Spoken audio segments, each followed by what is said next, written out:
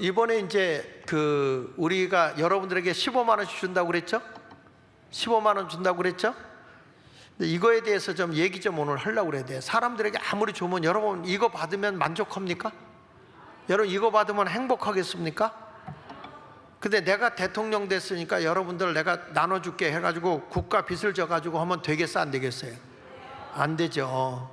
그러니까 우리는 이런 걸 받아도 갈증밖에 느낄 게 없다는 거예요. 근데 왜 저렇게 국민이 원하지 않고 많은 분들이 또 정치인들이 야당이 이거 줘서는 안 된다, 국가의 빚만 늘어난다, 안 된다. 지금 우리나라는요, 지금 이재명이 들어와서 빚이 늘어나면서 지금 1300조 국가 빚이 됩니다.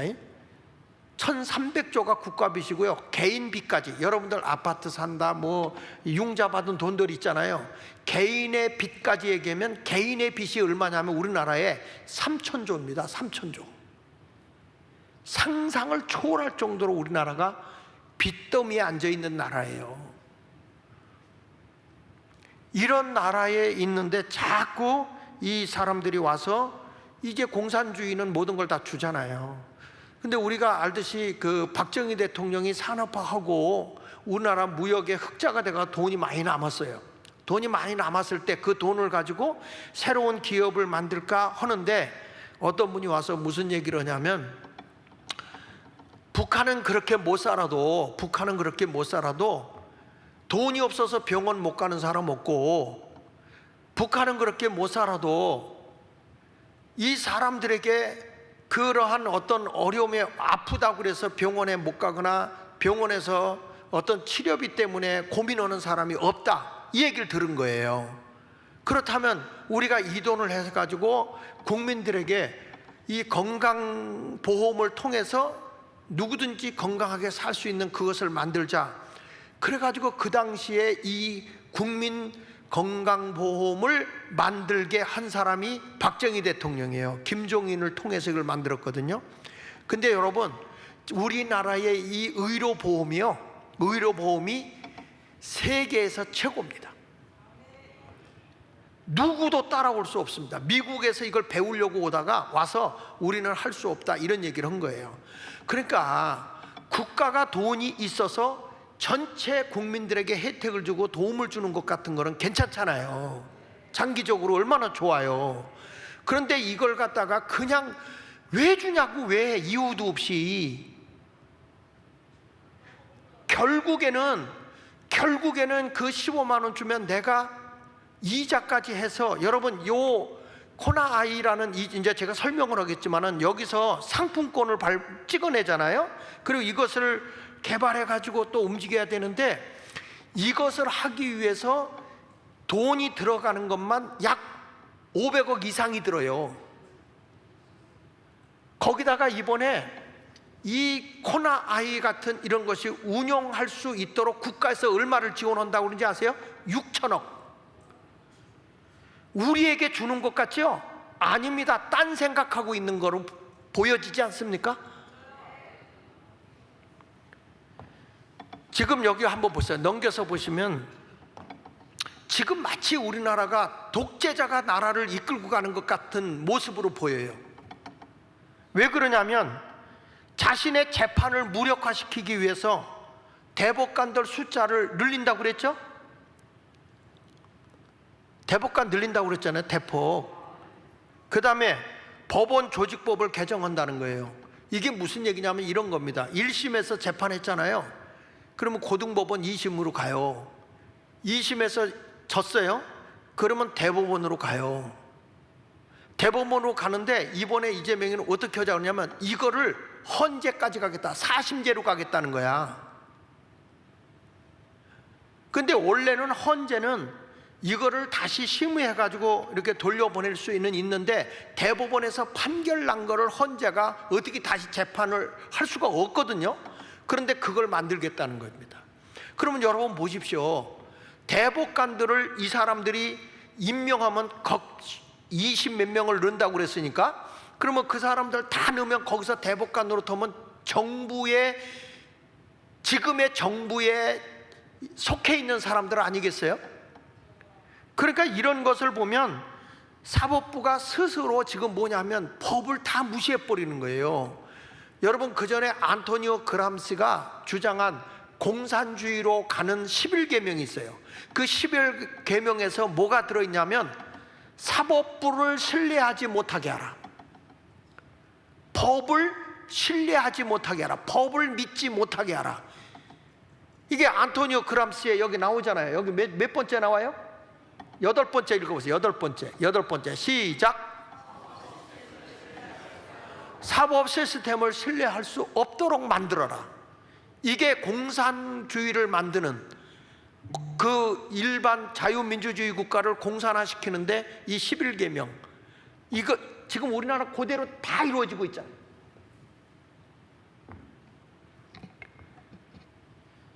그러니까 이런 것들을 우리가 생각해 볼 때 지금 한심스러운 거예요. 그 다음에 두 번째 가서 보면 3대 기업 악법 추진하고 있죠.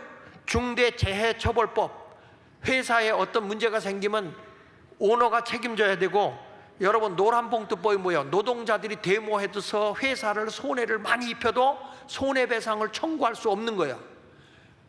그러니까 회사를 누가 와서 나쁜 생각 가지고 망가뜨려야 되겠다, 그래가지고 막 손해를 입히잖아. 그러면 재판해가지고 이 회사에 불이익을 줬기 때문에 당신은 그거에 대해서 그대로 민사법에 의해서 지불 압류하고 그래가지고 함부로 이 민노총이나 한노총도 데모를 못했거든요. 근데 이거를 없앤 법이 뭐라고요?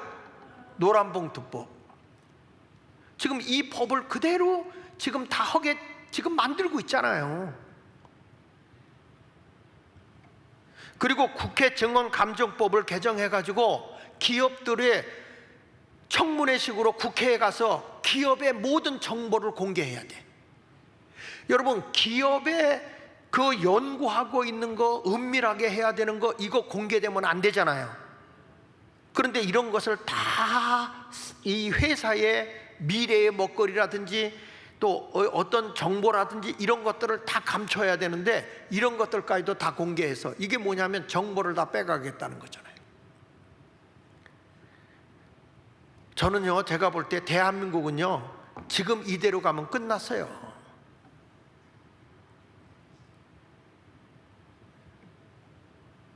외국 기업 자본 이탈 및 국내 기업 해외 이전 러시가 지금 벌써 시작됐습니다. 그 다음에 이 사람들 권력 유지를 위해서 입법을 막 발의하는데, 제가 다음에 한번 보여드릴게요. 이게 얘들이 어떻게 하냐면요, 국회 입법부에다 법 발의할 걸 써놔요.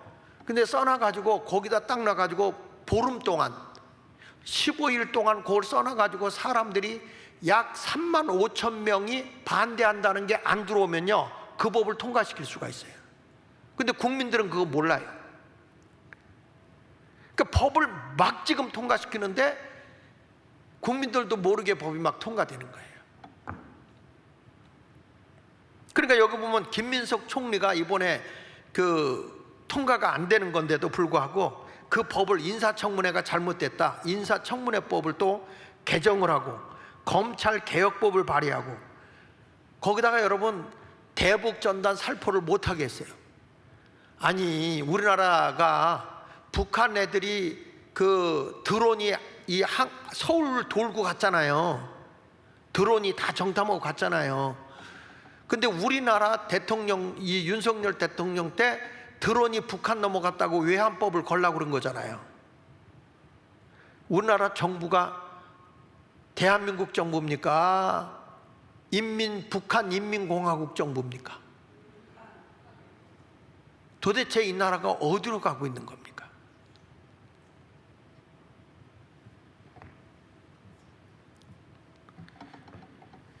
거기 또 넘겨서 보시면요, 빨리빨리 넘어갈게. 좌편향 인사, 노동부 장관 전 민노총 위원장 강용훈이죠?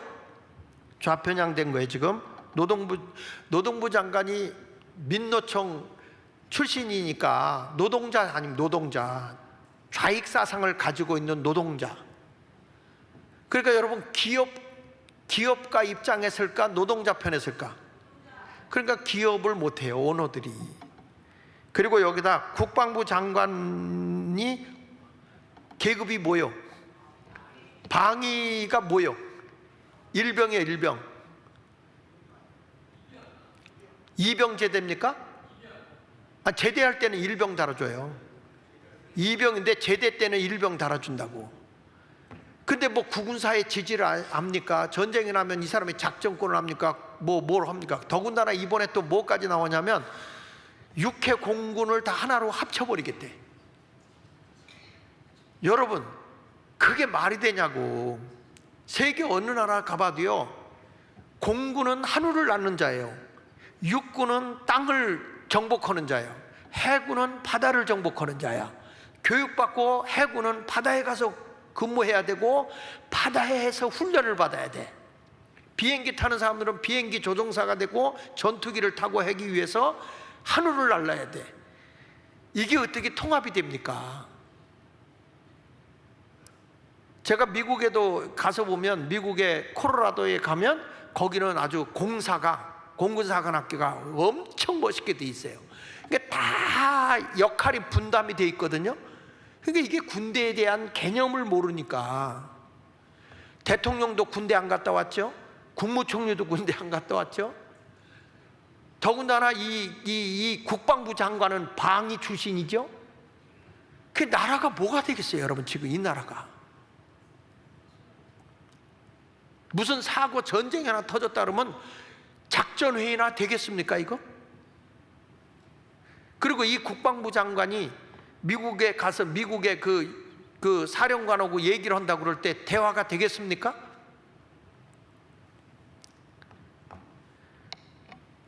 거기다가 또 이 국정원장 이종석 아시죠? 예, 완전 그 친북 성향을 가지고 있죠. 그러니까 평화를 위해서는 비굴한 평화가 낫대요. 여러분, 막강한 군사력을 가져야 평화가 이루어지는 겁니다. 힘이 센 사람 앞에는 누구도 싸우려고 달들지 않아요. 만만하니까 싸우는 거야.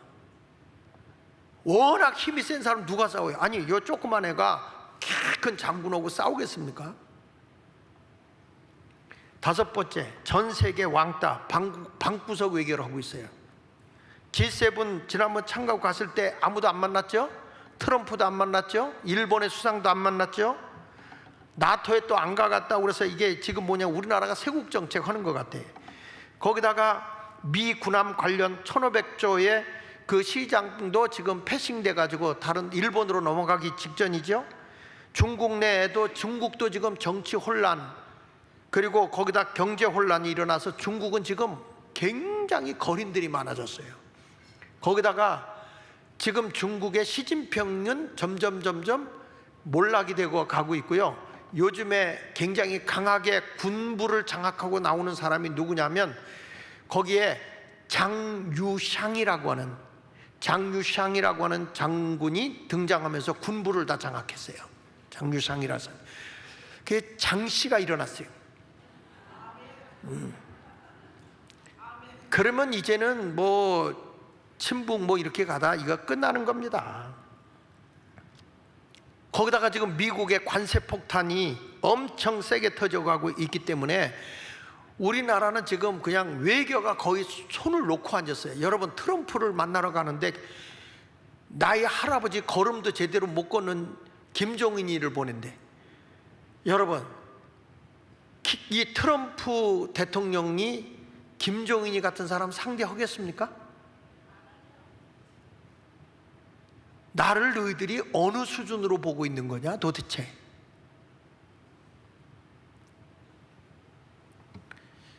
이러한 가운데 해외적으로나 국제적으로도 영향력을 행사할 수 없고, 그러다 보니까 국민들이, 거기다 또 이제 여러 가지 지금 부정선거 문제가 굉장히 이슈화 되잖아요. 세계적으로 이슈화 되는데 우리나라 언론은 하나도 안 나와요, 그게. 그러니까 대한민국의 위기 상황에서 내가 할 수 있는 게 뭐냐? 돈잔치나 하자. 포퓰리즘으로 돈잔치나 하자. 그래가지고 돈을 막 뿌려주는데 우리 다음 세대들은 빚더미에 앉는 거예요. 여러분 어떻습니까? 우리 자녀들에게 빚을 물려주겠습니까? 부모님이 행복하게 살 수 있도록 다 도움을 주고 가겠습니까? 그렇지. 제대로 된 부모라면 자녀들이 불행하지 않게 하기를 원하잖아요. 우리나라가 후손들이 잘 됐으면 좋겠어요? 망했으면 좋겠어요? 이 동네는 질문 같지 않으면 대답을 안 하는구만. 망했으면 좋겠어요? 흥했으면 좋겠어요? 흥해야죠. 그러니까 지금 우리의 욕심 때문에 이런 길을 걸어가서는 안 된다는 거예요. 자, 그래서 여기다가 빚더미 민생회복지원금과 의혹투성이 지역화폐. 여기 보세요. 결국 민생지원금을 7월 중순부터 지금 보세요 여러분, 카톡이 들어가죠? 돈 받아가라 그러죠? 행복하시겠습니다. 6월 30일 국회 행정안전위원회에서 통과된 게 얼마냐면 13조 2천억입니다. 민생회복 소비 쿠폰인데 이걸 추경안으로 지금 넣는데 이게 다 빚입니다. 그래서 이 쿠폰을 찍는 데만 500억 이상이 들어가는 거예요. 공돈이 나가는 거예요. 거기다가 보세요. 민생회복 소비 쿠폰 소득에 따라 차등 지급을 주는데 소득 상위 그룹은 15만 원, 일반 국민은 25만 원, 차상위 계층과 한부모 가정은 40만 원, 기초생활수급자는 50만 원, 농어촌 지역은 이 금액에다가 2만 원 플러스해서 주겠다는 겁니다. 그런데 여기서 우리가 의혹이 가는 게 뭐냐면 이제 이런 거예요. 지역화폐 운영 대행사가 코나아이인데 이재명이가 이 경기도지사 할 때 이때에 이 대행회사로 넘겨준 게 이 코나아이예요. 이때 이 돈에 상품권을 가지고 돈을 이렇게 나눠줄 수 있는 기반을 쌓아놓은 데가 두 회사가 들어왔는데 하나는 농협입니다. 하나는 농협이고 하나는 코나아이예요. 이때만 해도 코나아이 회사는 적자의 회사였어요. 그런데 코나아이를 밀어준 겁니다. 코나프로.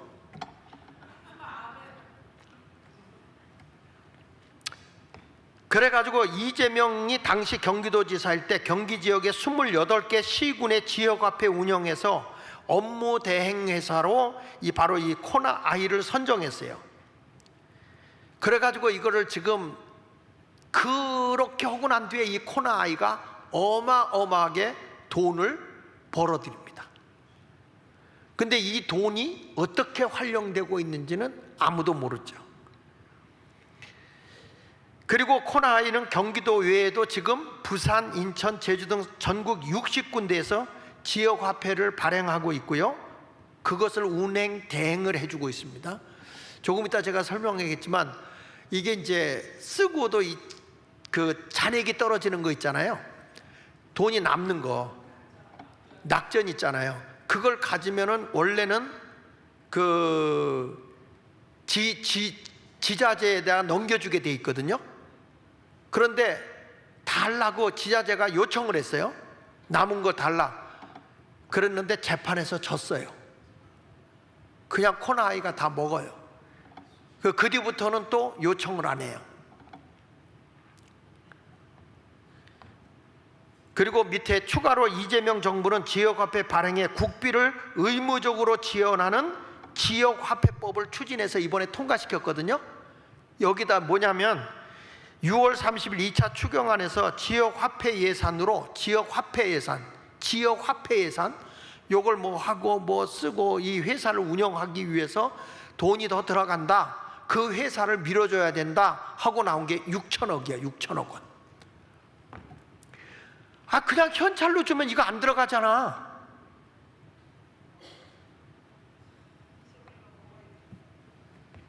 그래서 넘겨서 보시면 여기 보면 이제 지금 2019년 연간 코나아이 카드형 지역화폐로 발행해가지고 거래하는 게 얼마 정도 되냐면 1조 8,800억 원이 돼요. 이 회사에. 그리고 옆에 보면은 2019년도에 34개 지역, 2020년도에 16개, 2021년도에 4개 이렇게 계속 불어나고 있어요. 넘겨서 보시면 넘겨주세요. 여기 보면 이자 수익으로 얻는 게 민생회복지원금 13조 2천억 원이라고 할 때 이번에 13조 2천억 원이잖아요. 그러면은 국가에서 먼저 돈을 글로 보내요. 빚을 내서 코나아이로 돈을 13조 2천억을 보내는 거예요.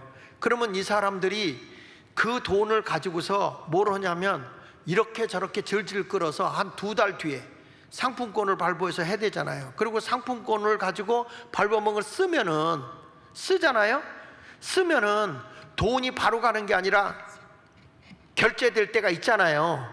요걸 끈다고. 이걸 끌면은 이게 얼마 정도 되는가 봤어요. 제가 0.5로 봤어요. 지금 보니까 요거의 이자가 1.1%더라고요. 1.1%를 뛰더라고요. 1.1%를 뛰는데 0.5로 봤을 때 13조면은요, 요게 한 달에 떨어지는 이자 수익이 660억 원이요. 그러면 2달이면 1320억 원이요. 거기에다가 이게 순수한 돈만 들어갔다가 이렇게 이자로 나오는 거고요, 거기다가 돈 낙전으로 나오는 건 상상을 초월하는 거예요.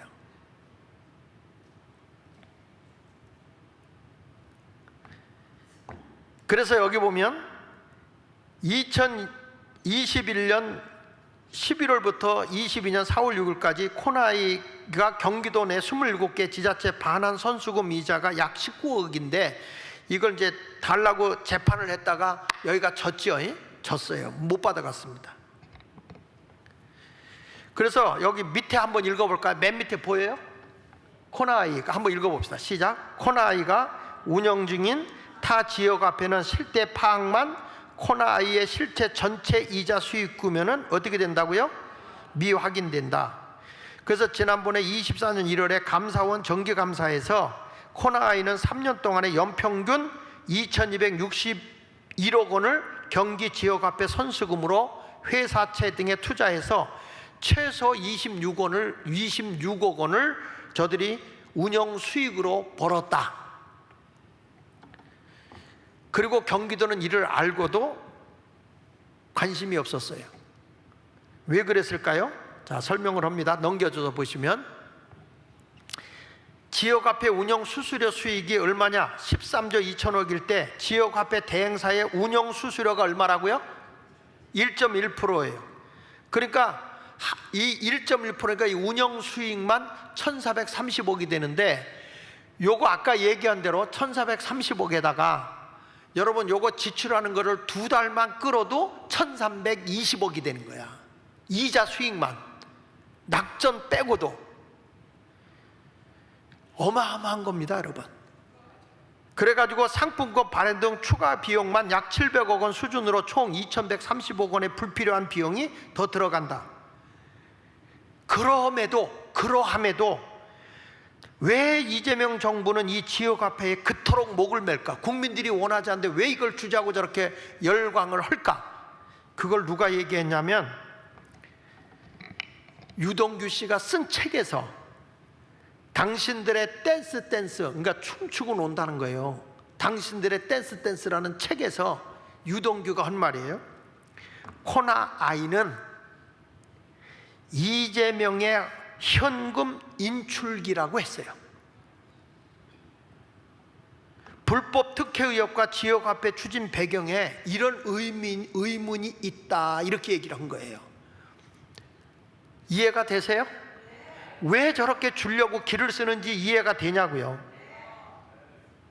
거기다가 지역화폐 미사용 낙전 수익만 넘겨서 보시면 이게 어마어마하거든요. 티모니는 3년 동안 537억, 하이패스는 98억 이익을 봤다고 그럽니다. 그러니까 이런 것들이 엄청난 돈의 이익을 남기고 있을 뿐만 아니라, 그러면서도 이거에 대해서 이야기를 하니까 자기들은 이렇게 얘기를 해요. 넘겨서 보면은 그 돈이 그 SKT 유심 사건 있잖아요. 이 사건이 이거와 관계가 있지 않냐 그랬더니 아니다. 유심 칩은 아니고 이건 유심 바디만 문제다 그랬는데요. 지금 제가 이따가 좀 설명을 할게요. 뭐가 나냐면 서민민생대책위원회, 제가 고문으로 가 있는데 서민민생대책위원회에서 지금 싸우고 있는 게 뭐냐면 SK에 있는 모든 정보가 중국으로 다 넘어간 거예요. 그래서 중국 애들이 얼마든지 이 정보를 가지고 돈을 빌리고요, 거기서 주민등록증이나 그 운전면허증을 만들어서 얼마든지 투표를 하게 만든 거예요.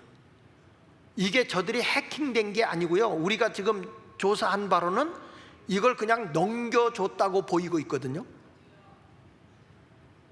그래서 지금 SKT를 향해서 우리 SK에 가입한 핸드폰 갖고 있는 사람 한번 손 들어봐요. SK. 이 SK 회원들을 다 모아가지고요, 1인당 지금 100만 원씩 손해배상을 청구하고 들어갔습니다. 이제 회원 다 모을 겁니다. 회원 다 지금. 예. 그러면 최하 50만 원 이상은 받게 할 겁니다. 지금 이 운동을 펼치고 있는 거예요. 지금 이런 것들이 다 우리나라는 지금 엉망이 된 거예요. 엉망이 지금 나라에. 여러분도 모르는 사이에 다 그게요, 이 은행도 어떻게 될지 몰라요. 지금 이번에 그러잖아요, 외국인들 부채를 탕감해 주잖아요.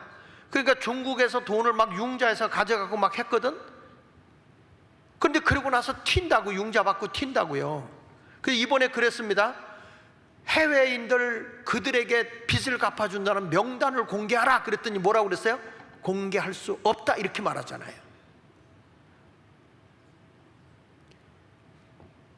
이런 것을 보게 되면 지금 대한민국이 위기입니다. 이 사람들은 아무 문제가 없다고 주장하지만 실질적으로 위험이 있는 거예요.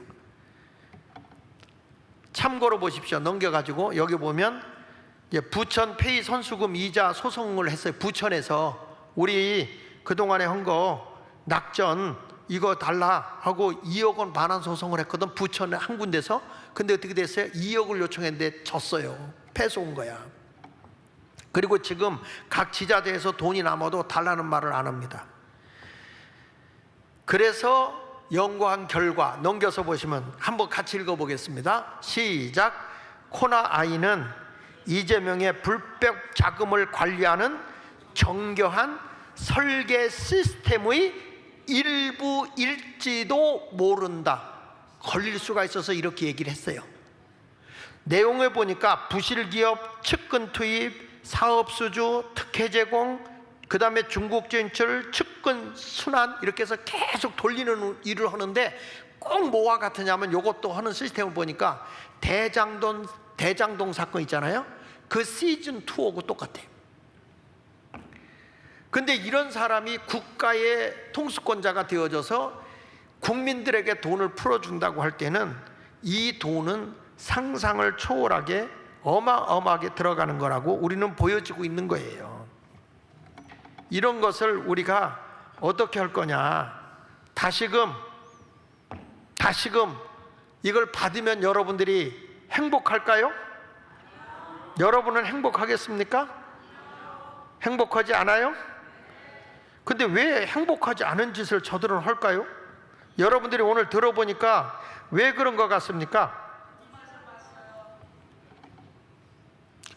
이번에 조사를 해보는 내용을 보니까 그 가운데 어마어마한 돈이 새고 있더라.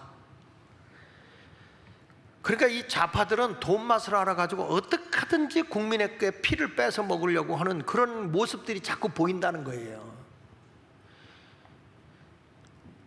그런데 국민의힘 애들은 싸울 줄을 모르는 거예요. 여러분, 이순신 장군은 배 12척만 있어도 일본하고 싸워서 이긴 거 아닙니까? 아닙니까? 그러니까 우리 자신들도 이제부터 우리는 아무것도 아니야 이런 생각하지 말고, 예배만 드리지 말고 우리 다 함께해서 서민민생대책위원회 같이 움직이는 일들을 우리가 해야 돼요. 할렐루야.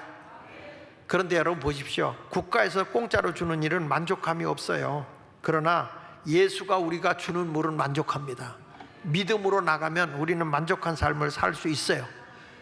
그렇기 때문에 요한복음 4장 14절에 내가 주는 물을 먹는 자는 뭐라고 그랬죠? 내가 주는 물을 마시는 자는 영원히 목마르지 않는다. 그래서 믿음 안에서 우리가 살아야 되는 거예요.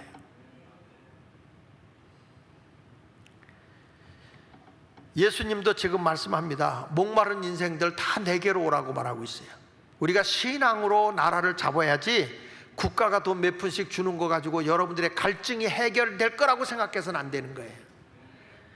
이사야 55장 1절과 2절에 보면 오호라 너희 목마른 자들아 물러 나오라 돈 없는 자도 오라 너희는 와서 사 먹되 돈 없이 값없이 와서 포도주와 젖을 사라 너희가 어찌하여 양식 아닌 것을 위하여 은을 달아주며 배부르게 못할 것을 위하여 수고하느냐 내게 듣고 들을지어다 그리하면 너희가 좋은 것을 먹을 것이며 너희 자신들이 기름진 것으로 즐거움을 얻을 것이다.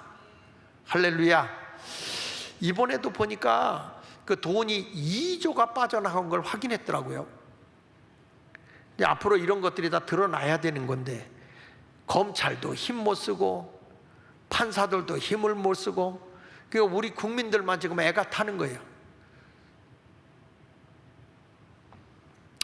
방법은 믿음 안에서 우리가 정복하고 승리하며 나가는 성도가 되어야 할 줄로 믿습니다. 요한복음 7장 37절에도 누구든지 목마르든 내게로 와서 마셔라. 예수 안에 들어와야 여러분이 만족한 삶을 누릴 수 있는 줄로 믿습니다. 예수를 믿고 살면 여러분들에게 부족함이 없어요. 지옥에 들어간 영혼은요 갈증을 느끼잖아. 나사로는 세상에서 부족함을 가지고 가난하게 살았는데 천국에 갔어요. 부자인 나사로, 부자가 지옥에 갔을 때 자기 집 앞에서 거린 생활했던 나사로를 보고 물 한 방울만 찍어달라 그러지 않았습니까? 세상적으로 욕심 부리고 뭐 공짜로 준다, 특별히 우리 나이 드신 어른들 말이야 뭔지도 모르고 준다 그러면 좋다 그러지 말고 우리 자식들이 3배 이상을 갚아야 된다는 걸 알아야 돼요. 오늘 제가 주일 낮에 말씀한 것처럼 주면 하나님이 흔들어 넘치도록 안겨주는 그 복을 받아야 되는 겁니다. 우리가 부자가 돼서 우리가 나눠야지 국가가 강제적으로 나누면 안 되는 거예요. 그래서 이게 국가가 잘못되고 있는 것을 보면서 지금 우리가 싸우고 있는 게 있어요. 서민민생대책위원회에서 지금도 이렇게 싸우고 있는데 그 내용을 제가 잠깐 설명해 보면은 오늘 좀 하나 좀 띄워볼까요?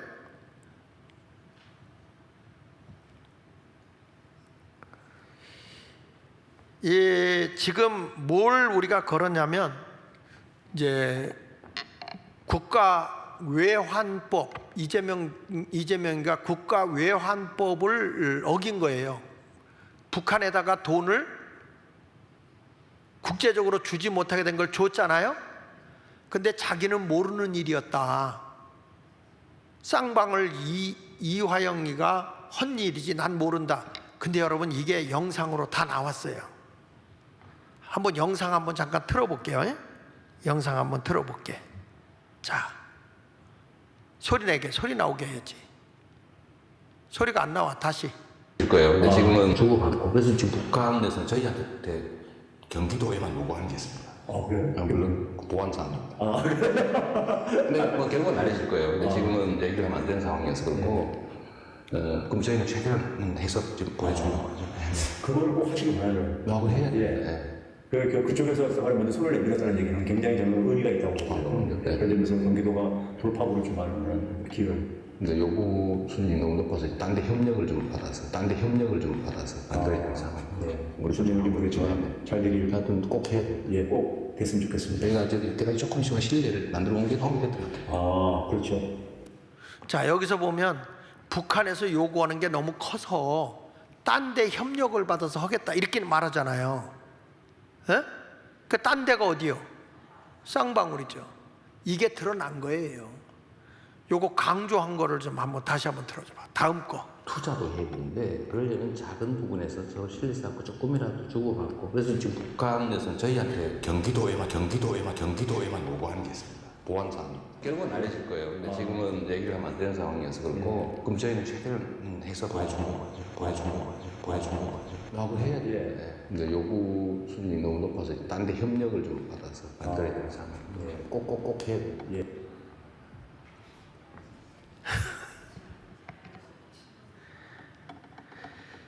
그래서 이거를 그 서민민생대책위원회에서 이거에 대해서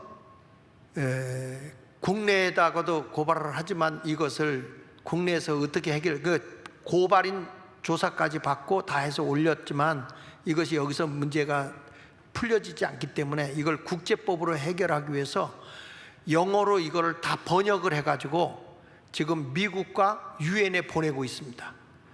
그러니까 조금 전에 그 사무총장이 여기 왔다 갔거든요.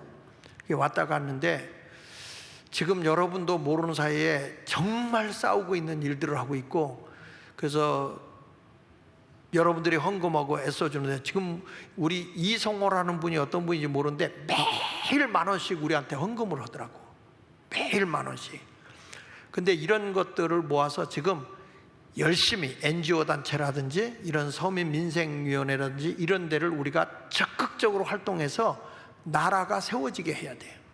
그러니까 나라가 싸울 줄 아는 사람이 나가서 싸워야지 맨날 모여가지고 소리만 지르고 아무것도 안 하니까. 그래서 이런 것들을 행할 수 있도록 하기 위해서 여러분 저와 같이 이분들 열심히 지금 일하고 있어요. 그래서 이런 일들을 하고 있고요. 그 다음에 아까 얘기했던 요거 서민위에서 지금 소비자 기반 SKT 과기부 등의 해킹 책임을 묻겠다 그랬잖아요. 지금 시작이 됐어요. 그래서 앞으로 우리가 SK 회원들은 다 모을 겁니다. 모아서 여러분들이 요거 이제 국제적으로 해가지고 지금 어마어마한 일들을 꾸밀 테니까 여러분 SK에 가입한 사람들은 나도 SK거든. 나도 SK야. 그래서 이런 것들에 대해서 우리가 싸울 줄 알아야 된단 말이야. 왜 그냥 우리가 지금 그냥 안주하게 편안하게 지내려고 하면은 그렇게만 지내려고 우리가 여러분 갈증이 없을 것 같지만 더 나라가 엉망이 되는 거야. 그런데 주님이 원하는 그 길로 가야지. 생수를 먹어야 될 거 아니야 우리가요. 영원히 목마르지 않는 그 길로 걸어가야 할 줄로 분명히 믿습니다. 할렐루야. 그 다음에 서민위에서 이것만 한 게 아니야. 이게 누구냐면 누구예요? 교육부 장관 이진숙이요. 이 사람이 뭐냐면 자기 제자의 논문을 도용을 해가지고 논문을 쓰고 학술 발표도 하고 이런 것에 걸려가지고 이 사람은 교육부 장관 자격이 없다. 어떻게 하나같이 전부 다 남의 걸 갖다 훔쳐가지고 하는 사람들만 있냐. 이것도 고발한 거예요. 서민민생위원회에서요. 그것만 한 게 아니고요. 여기 한번 더 보면 이건 뭐냐면 그 강선우 보좌관 갑질 의혹의 시민연대에서 반대한 겁니다. 이게 뭐냐면 이 여자가 공무원을 데리고서 막 뭐 집안에 뭐 쓰레기 비워라 뭐 이런 게 드러났더라고요. 그래서 이런 것들에 대해서 갑질한다 해가지고 이런 것도 어떻게 이런 사람들이 국가의 지도자가 될 수 있느냐 하는 것에 대해서 이제 이렇게 고발 조치하면서 바르게 가라 이렇게 지금 꾸짖고 책망을 하고 있는 게 서민민생위원회예요. 그러니까 이러한 일들을 지금 행하고 있는 게 바로 우리 서민민생대책위원회다라고 하는 걸 알고 여러분 목사인 제가 이렇게 설교만 하고 있는 게 아니고 여러분들이 이렇게 하고 있다 이것만 하고 있는 거 아니고 현장에 나가서 직접 보수 우파들을 하나로 모을 겁니다. 그리고 오늘 이 방송 장학일 TV 있잖아요. 김호준이 방송같이 우리도 그렇게 해서 보수 우파들이 진짜 얘기할 수 있는 장소를 만들겠다. 그래서 그걸 가지고 앞으로 대한민국 바로 세우는 일에 생명 걸라고 합니다. 여러분도 걸 수 있지요? 그러죠? 지난번에도 어떤 분이 120만 원을 보내줬던데 그래서 그걸 보내준 걸 가지고 지금 서민민생위원회에 적극 지원하고 있습니다. 이렇게 지원하지 않으면 할 수가 없어요. 여러분 뭐까지 여기서 헌재하세요? 재밌는 거 코로나 있잖아요. 코로나 그 코로나로 해서 얼마나 많은 손해를 봤어요. 그래서 코로나에 대해서 이것에 대해서 손해배상을 중국에 이게 인재잖아요. 바이러스를 옮겨가지고 그래가지고 이거를 우리나라에다 손해배상을 청구를 해서 중국에도 요청을 하고 했는데 1인당 5천만 원 했는데 이거에 대해서 우리나라에서는 각하를 시켰어요. 근데 지금 이것을 우리나라에서 서민민생대책위원회에서 제일 먼저 이걸 한 걸 알고 어디가 그 다음에 했냐 하면 인도에서 했습니다. 인도에서 얼마를 요청했냐면 2경. 인도는 인구가 많잖아요. 2경을 신청한 거예요. 근데 이게 소문이 나가지고 지금 미국에서도 이걸 신청했어요. 가지고 우리나라에서 우리 서민민생대책위원회에서 지금 플로리다에 요걸 집어넣습니다. 왜 그러냐면 플로리다는 수입료를 안 받아. 갈 때 이게. 그래서 집어넣는데 우리나라는 1인당 5천만 원 코로나로 해가지고. 그래가지고 지금 전체 세계가 중국의 손해배상 지금 청구한 돈이 얼마냐면 7경입니다. 7경. 이렇게 해가지고 지금 미국은 어떻게 하냐면 이 문제를 쟤들이 돈을 안 내놓을 거 아니에요?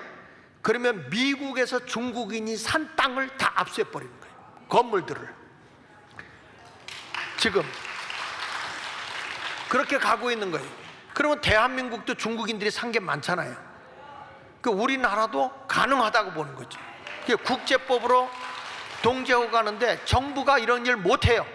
그러면 누가 할 거냐? 그렇죠. 시민단체들이 움직이는 거예요. 서민민생대책위원 여기서부터 시작해가지고 지금 제가 국민노조에도 여러분 가입하라고 그랬잖아. 국민노조. 왜냐하면 노란봉투법하고 싸우려면 국민노조가 절대적으로 필요하고요. 그리고 NGO 단체들이 지금 함께 움직이고 있다는 거. 그래서 보수단체를 연합으로 하는데 거기에 하여튼 제가 최선을 다해서 지금 연합되게 하려고 노력하고 있습니다. 그러니까 여러분들이 기도 많이 해주시고요. 이 나라 사랑 예배 때 그래 예수의 보혈의 피가 흘러넘치는 성도들이 제대로 살아가면 갈증이 없이 살지만 인간의 방법으로 가버리게 되면 이거는 목마름이 계속 가는 거예요. 돈 준다고 좋아하지 마시고 하나님의 진리의 원리대로 살아가면 승리하게 될 줄로 믿습니다. 따라합시다. 거짓과 싸워 이기자. 위선과 가식에서 벗어나자. 그러니까 우리는 진리로 이기는 거예요. 진리로. 할렐루야. 오늘 이 말씀을 꼭 육비에 새기고 우리 모두 승리의 삶을 살아가길 바랍니다. 왜 우리가 이렇게 얘기하냐면 지금 우리나라에 많은 분들이 많은 경제 전문가들이 걱정하는 게 뭐냐면 민생지원금은 베네수엘라의 전철을 밟고 있다.